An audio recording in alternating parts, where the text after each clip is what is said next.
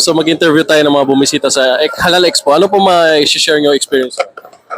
First, Marilu National po, from PUP, and yung sa na-experience ko po, first na nakita ko po siya, nagulat po ako na may ganito palang event na nangyayari, and they are introducing to us kung ano po yung mga products, kung ano po yung culture na meron sa Muslim. And from the experience po, nung pag-ikot namin, marami po kaming nakita and marami kaming mga natikman na mga bago, and ayun po, good experience, and sana mas magkaroon po ng mga ganitong events. Yeah po. Marlon Cupino, sa PUP rin. Grabe ang haba na sinabi niya. Ang tino sasabihin ko eh.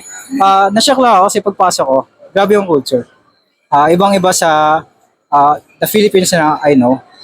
Hindi ko alam na may ganito pala. So, grabe, nagulat talaga ako. Hi, I'm Najer Pangandaman from PUP. Yung unang impression ko po dito is very colorful and accommodating ng mga tao dito. Like, ang daming free taste and ang gaganda ng products nila. Yun lang po. Thank you po.